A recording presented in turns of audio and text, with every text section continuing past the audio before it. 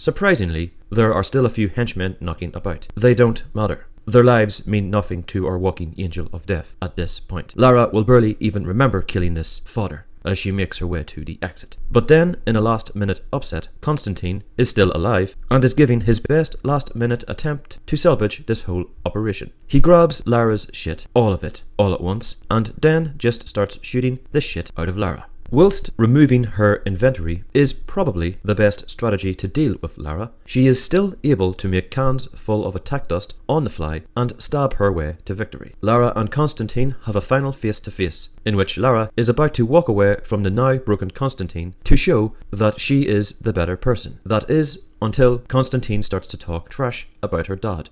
As we all know, Lara's unresolved issues with the early departure of her father from her life is pretty much 57% of her character arc, which really is something that you should not talk trash about. Alas, Constantine just keeps jamming her dad button as hard as he can, so Lara finally snaps and stabs him right through the chin, watches the life drain out of him, and then walks away like she's in some kind of 80s action movie. She then remembers that he probably has some sweet item drops and runs back to loot his corpse. Stay classy, Lara. After the brief detour to fight $15 million worth of military ordnance, Lara finally catches up with her evil stepmom. Evil stepmom tries one last join me speech gambit. It fails. She then tries the slightly more pathetic I'm dying gambit. It fails also. At this point, Pete, the unluckiest final minion, turns up to say that they're coming. At which point he gets a bag full of halberd from Jacob. If only you kept your mouth shut and kept a low profile, Pete, you could have survived this. Jacob then realizes that we are at the end of the game and decides to just stand there and absorb several bullets to the chest. Guns then get pulled and we find ourselves in the middle of a final act standoff. The undead zombies, or Deathless Horde, or whatever they call themselves, make their entrance and then advance at a really slow rate, presumably to help build dramatic tension.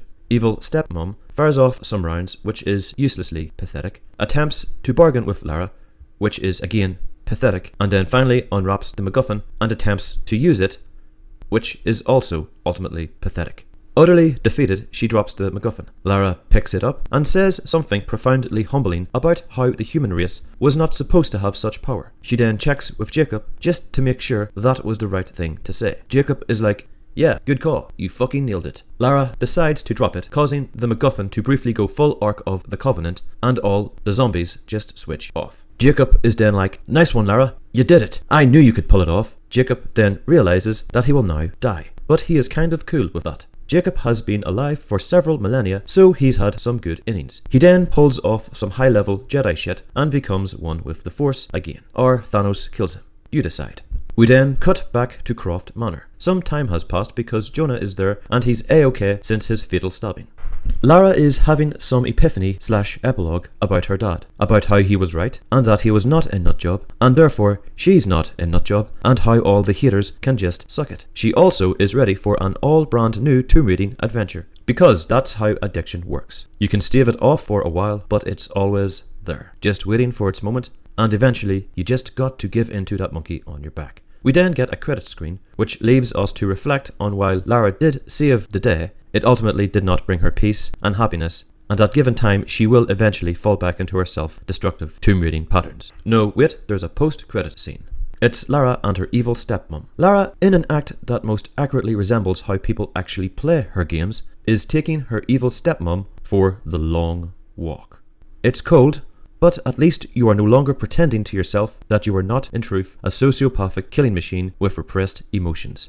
Evil stepmom is about to finally spill the beans on Trinity, but then, shock and surprise, a sniper fires off a shot and removes her from the chessboard. The sniper also has the opportunity to kill Lara as well, but he gets a call or something saying that he shouldn't. It's probably Square Enix on the line, telling him to not take the shot. There is money to be made, and they will not let this franchise wither on the vine. Not like Sleeping Dogs, not like Hitman, not like Front Mission, not like Deus Ex, not like Dungeon Siege, not like Chrono Trigger or Cross, not like Xenogears, not like Parasite Eve, not like Romancing Saga, not like Legacy of Kain, not like Darius, not like Lufia, not like Ogre Battle, not like Secret of Mana, not like Star Ocean, not like Thief, not like urban chaos.